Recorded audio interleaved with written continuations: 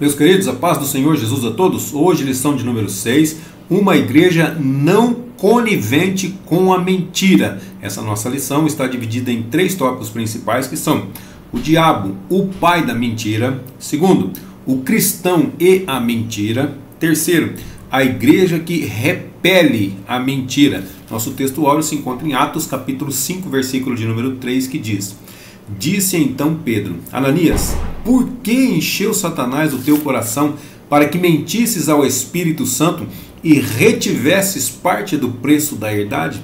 A verdade prática diz que, como toda forma de engano, a mentira é pecado. Devemos, pois, andar sempre na luz da verdade. A palavra-chave é mentira. Primeiro tópico, o diabo, o pai da mentira. Primeiro subtópico, é da natureza satânica mentir. Então, a Escritura, ela afirma que Satanás induziu Ananias a mentir.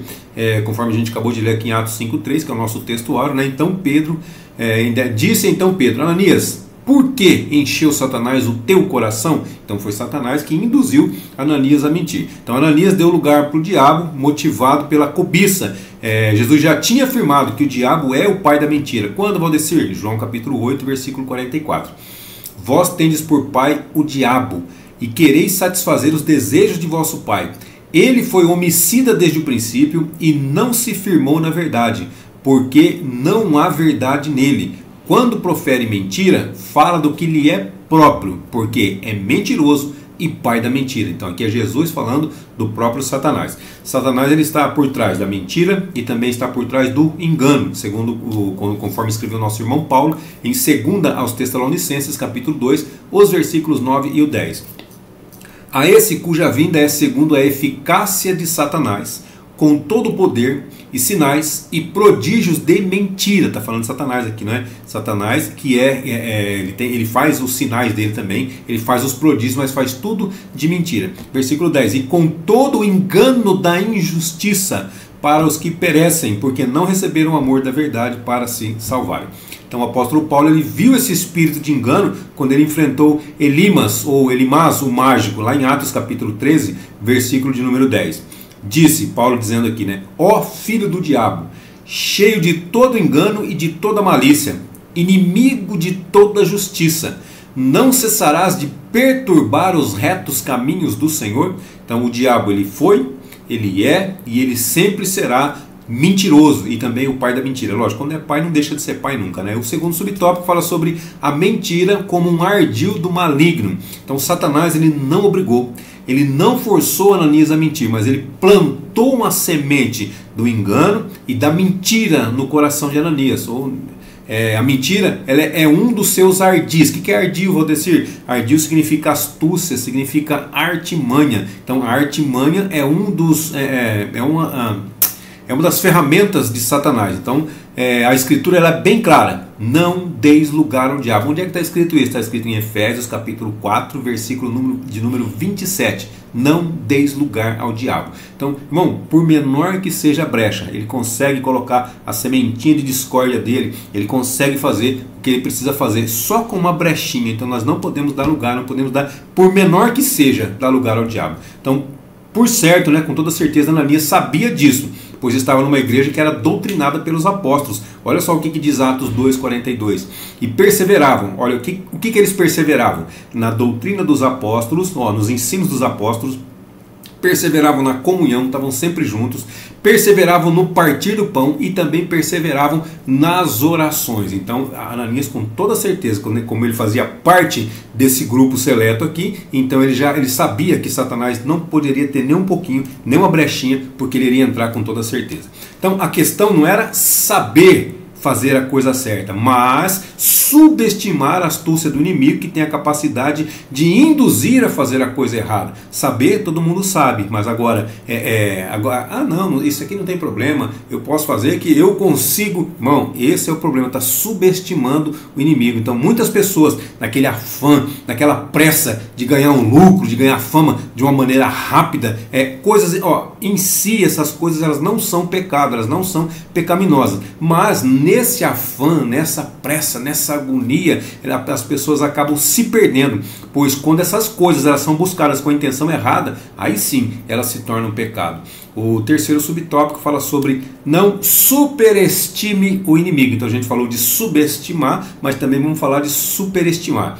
O apóstolo Paulo ele orienta os crentes, os cristãos a perdoarem e não guardarem nenhuma raiz de amargura. Segunda aos Coríntios, capítulo 2, versículos 10 e 11. E a quem perdoardes alguma coisa, também eu. Porque se eu também perdoei alguma coisa, a quem a perdoei por amor de vós, o fiz na presença de Cristo, para que não sejamos sobrepujados por Satanás. Versículo 11. Porque não ignoramos os seus ardis. Então Paulo está falando de perdoar as pessoas e está falando também de ignorar os ardis do inimigo. Então quando nós subestimamos ele, nós estamos ignorando, sabemos, porque nós entendemos, nós compreendemos, e também através da palavra que nos ensina que ele é ardiloso, ele é inteligente, ele é conhecedor de todas as coisas, até mesmo das coisas que nós nem conhecemos, ele conhece também. Então nós não podemos superestimar, nós não podemos superestimar o inimigo. Por quê? Porque ele já foi derrotado na cruz. Então não adianta querer colocar Satanás num pedestal, querer equiparar ele com Deus, mesmo porque nem inimigo de Deus ele é. Quando Pedro fala alguma coisa para nós, ele diz assim, o diabo, vosso adversário. Não está dizendo que é adversário de Deus, porque para Deus, um piscar de olhos, um sopro, um estalar de dedos, Satanás já era. Então ele é nosso inimigo, nós que temos que tomar cuidado com ele, mas não podemos superestimá-lo. Por quê? Porque ele já foi derrotado na cruz. Colossenses capítulo 2, versículo 15. E despojando os principados e potestades, o expôs publicamente e deles triunfou em si mesmo. Paulo aqui está escrevendo aos Colossenses falando acerca de Jesus, que ele triunfou sobre as potestades, sobre os principados e sobre o próprio Satanás. Mas também, então nós não podemos superestimá-lo, mas nós também não podemos o quê? Subestimá-lo. Não podemos achar que ele é o tal, que ele é o grande, mas também não podemos deixar ele de lado, esquecer, achar que ele não está por aí, porque ele anda ao derredor, bramando como um leão, buscando a quem possa tragar. Então Paulo ele orienta os crentes a se revestirem de toda a armadura de Deus, armadura por completo, toda a armadura de Deus, para que possam ficar firmes contra as astutas ciladas do diabo. Efésios capítulo 6, versículo 11. Então, não é simplesmente ciladas do diabo, não, são ciladas astutas, são ciladas inteligentes. Essa é a artimanha dele. Então, astutas ciladas, olha só, a palavra grega utilizada aqui é metodeias, que vem de métodos, não é isso? Então, astutas ciladas, metodeias. De onde veio o nosso termo em português? Método. Então, o diabo ele é meticuloso e ele trabalha metodicamente para enganar os cristãos. Por isso que nós precisamos vigiar. O resumo desse tópico diz que Satanás é a origem do engano e usa a mentira para afastar as pessoas de Deus.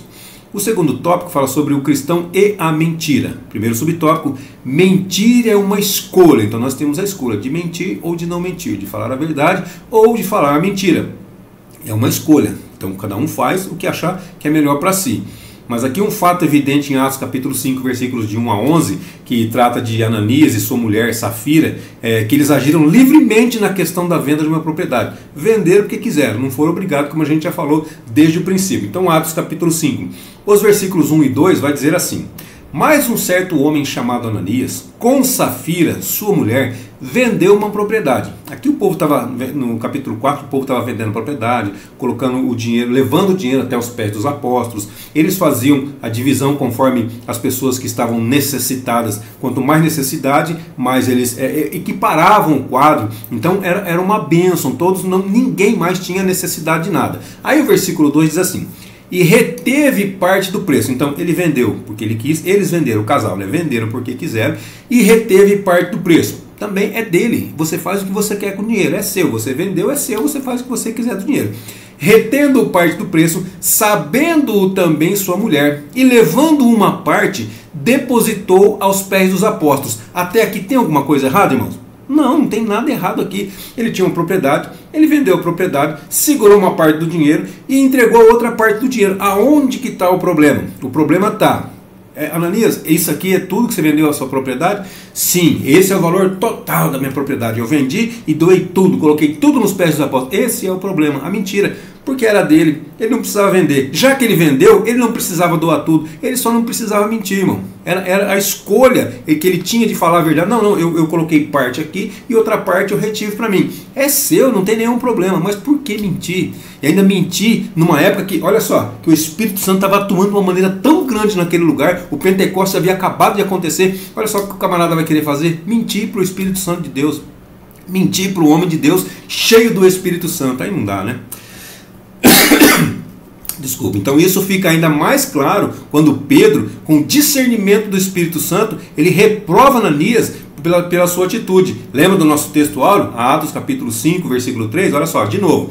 Disse então Pedro: Ananias, por que encheu Satanás o teu coração para que mentisses ao Espírito Santo? Ananias achou que estava mentindo simplesmente para um homem. Não, mas ele estava mentindo para um homem cujo Espírito Santo estava dentro dele. Para que mentisses ao Espírito Santo e retivesses parte do preço da sua herdade. Então ele mentiu sobre o valor real do qual foi vendido. Vou colocar um exemplo aqui, bem simples, tá?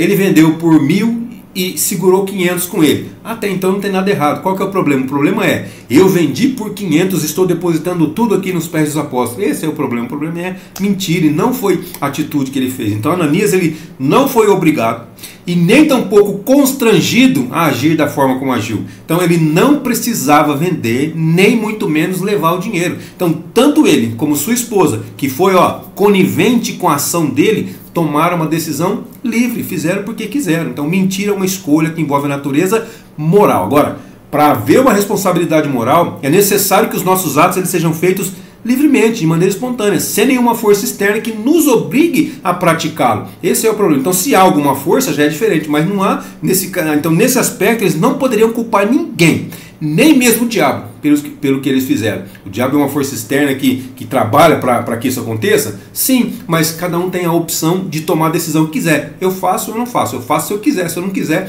eu não faço. Então não adianta querer colocar a culpa em ninguém. Fez porque quis. O segundo subtópico fala sobre atraídos pela mentira, igual um imã assim, né? Parece que a mentira ela atrai, ela chama. Então se por um lado Ananias e Safira eles tomaram decisões livres, por outro lado eles sofreram implicações das suas decisões. Nós podemos fazer o que nós queremos, mas nós não podemos escolher as consequências dos nossos atos. Atos capítulo 5, versículo 5. E Ananias, ouvindo estas palavras, caiu e expirou, ou seja, morreu na hora. Nós não sabemos exatamente aquilo que passou pela cabeça de Ananias, aquilo que passou pela cabeça de Safira, para eles agirem da forma como eles agiram. É possível que, ao verem os demais crentes fazendo essas ações louváveis, vendendo suas propriedades e depositando os pés dos apóstolos, que é o caso aqui, né? Quando eles doavam seus bens, tivesse visto nesse gesto uma oportunidade de obterem, além do reconhecimento, o lucro pelo patrimônio que fora vendido e supostamente doado. Imagina só, eles colocaram nos pés dos apóstolos: é esse o preço total? Esse é o preço total. Aí as pessoas que estavam em volta iriam ver e falaram: eles doaram tudo. Então eles ficariam cheios de glória diante dos olhos das pessoas. Mas infelizmente era mentira. E o terceiro subtópico diz assim, que mentir tem consequências. Aliás, todas as nossas ações, todas as nossas atitudes, todos os nossos atos têm consequências. Se nós fizermos, tem consequências. Se nós deixarmos de fazer, também tem consequências. Então, ao agirem assim, Ananias e Safira não pensaram nas consequências das suas ações. Se eles tivessem pensado um pouquinho, refletido um pouquinho mais, talvez não tivessem feito. Mesmo fazendo parte de uma igreja pentecostal, onde os dons do Espírito Santo estavam em evidência, eles se expuseram a uma ação mesquinha quando resolveram mentir, não somente aos apóstolos, mas a quem? Ao próprio Deus. Porém, o preço dessa ação ele ficou muito caro para os dois. Ele custou a vida dos dois, de cada um deles. Então, antes de praticar qualquer ação pecaminosa, é necessário pensar nas consequências que isso vai produzir. Então, quantos crentes, até mesmo os mais experientes, não é só os que estão começando agora, não, até mesmo os mais experientes, eles lamentam por não terem levado em conta as consequências das suas ações. Quantos deles fizeram isso? Vigiemos, nós temos que vigiar. Agora olha só, será que Adão calculou o que ele iria perder quando ele comeu da fruta? Simples assim. Será que ele pensou? Se ele tivesse pensado, ele não teria feito. Agora, será que Davi, ele calculou o preço que ele tinha que pagar por ter cobiçado e ficado com a mulher do próximo, e depois tudo aquilo que aconteceu? Será que ele calculou? Se tivesse calculado, com toda certeza não teria feito. Então, um conselho: calcule, coloque na balança. Será que vai valer a pena? De acordo com que a gente pode até não calcular a consequência, mas pode imaginar o que pode acontecer depois. E com toda certeza, irmão, quando praticamos alguma coisa errada, o resultado lá na frente não vai ser bom. Com toda certeza, pode acreditar. O resumo desse tópico diz que o crente deve rejeitar toda falsidade, pois a mentira compromete seu testemunho e também a sua comunhão com o próprio Deus. O terceiro tópico fala sobre a igreja que repele a mentira. O que é repelir? Repelir é impelir para longe, significa expulsar, significa rejeitar, significa afastar. Então a igreja que afasta a mentira, que rejeita a mentira, que expulsa a mentira, é o nosso tópico 3.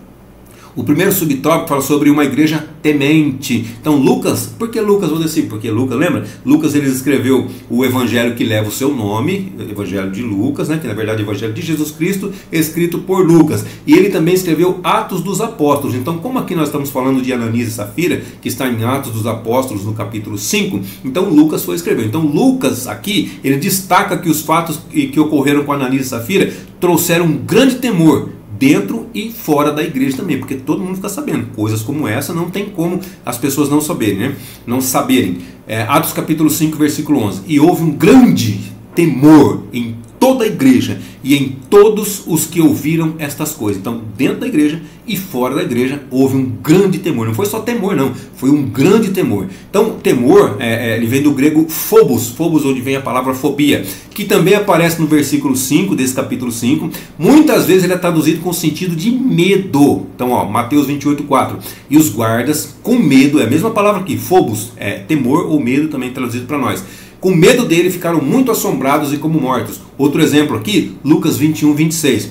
Homens desmaiando de terror. Então terror também utiliza a mesma palavra, é a tradução da mesma palavra grega, phobos, tá? Então terror, medo, é a mesma coisa. Na expectação das coisas que sobrevirão ao mundo, porquanto os poderes do céu serão abalados. Quer mais um outro exemplo aqui? João 7,13. Todavia, ninguém falava dele abertamente, por medo, phobos, dos judeus. Então, porém aqui, nesse texto especificamente, o sentido da palavra é reverência, o sentido da palavra é respeito, da mesma forma que em Atos 2,43 e também outras passagens do Novo Testamento. Por exemplo, Atos 9,31. Então agora a palavra phobos é traduzida aqui como, o sentido dela é reverência e respeito, tá? Então, assim pois, Atos 9,31. As igrejas em toda a Judéia e Galiléia, Samaria, tinham paz e eram edificadas e se multiplicavam, andando no temor. Ó, tá vendo só? Então aqui já não é medo, aqui é reverência, aqui é respeito, no temor do Senhor e também na consolação do Espírito Santo.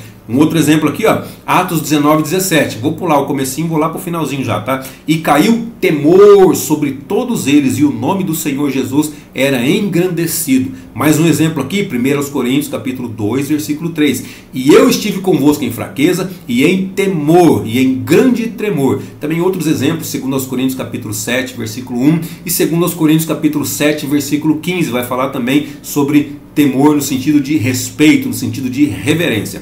Agora, Deus usou Pedro para parar o intento daquele casal. Então, esse julgamento de Deus, além de punir o pecado do casal, ele serviu para mostrar quão séria é a igreja de Deus. A igreja de Deus é séria, tá? Tem muitas igrejas por aí que não são sérias, mas a igreja de Deus, com toda certeza, é séria. Então ninguém pode agir na igreja de Deus de forma que achar mais conveniente. Não, eu estou na igreja de Deus, mas eu vou fazer desse jeito, porque é o jeito que eu quero, é o jeito que eu gosto, é o jeito que... Não, de jeito nenhum. Ninguém vai agir na igreja de Deus da forma que achar mais conveniente, achando que não estará sujeito ao julgamento divino. Então, fique esperto, porque na igreja de Deus temos que agir da forma que Deus quer que nós hajamos. O segundo subtópico fala sobre uma igreja forte. Então, mais uma vez, Lucas, lembra Lucas que escreveu aqui?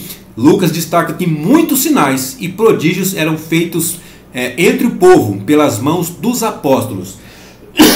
Aqui está em Atos capítulo 5, o versículo de número 12. Sinais, prodígios, muitos, não eram poucos não, muitos sinais, muitos prodígios eram feitos no meio do povo, pelas mãos, através das mãos dos apóstolos. Então isso mostra que uma igreja santa, uma igreja santa, que trata o pecado como pecado, que não arranja desculpa para justificar o pecado, é uma igreja forte. Então uma igreja santa é também uma igreja forte. A prova disso é a manifestação dos dons espirituais que levou os apóstolos a fazerem milagres extraordinários ou grandes milagres. Já, falamos de uma igreja santa. Agora, em contrapartida, já uma igreja fraca, uma igreja santa, agora uma igreja fraca, anêmica por falta de disciplina espiritual e que aprendeu a tolerar o pecado em seu meio, ela torna-se o quê? Inoperante. Não faz mais efeito nenhum, não tem mais relevância nenhuma. E o resumo desse tópico diz que a igreja deve zelar pela verdade, pois Deus exige santidade e transparência do seu povo. E a conclusão diz assim que é possível um crente pecar, se acostumar com o pecado sem se arrepender. É possível.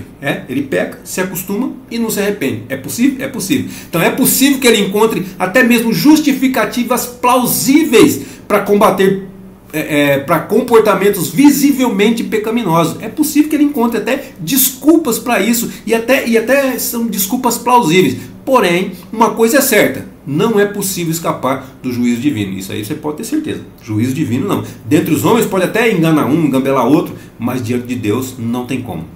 Agora, no caso da igreja de Jerusalém, o juízo divino veio de forma rápida e também precisa. Porém, em outros, como no caso de Corinto, como o apóstolo Paulo, ele cobrou uma ação enérgica da parte da igreja que se havia tornado tolerante em relação ao comportamento pecaminoso de um determinado crente. 1 Coríntios capítulo 5, versículos de 1 a 13, está esse comportamento, e esse crente aqui você vai saber quem que é, lendo estes versículos. Agora, em outra situação, Paulo deixou claro que Deus ele exerceu seu direito de juiz como aqueles que haviam pecado. Com aqueles que haviam pecado. 1 Coríntios capítulo 11, versículos 30 e 32.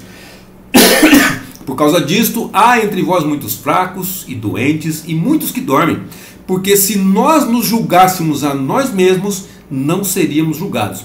Mas, quando somos julgados, somos repreendidos pelo Senhor, para não sermos condenados com o mundo. Então, quando nós somos julgados, quando nós somos repreendidos pelo Senhor, é simplesmente pelo fato de que nós ainda somos filhos. Ele ainda nos ama e Ele quer o melhor para nós. Então, quando isso acontece, é para que nós não sejamos condenados juntamente com o mundo.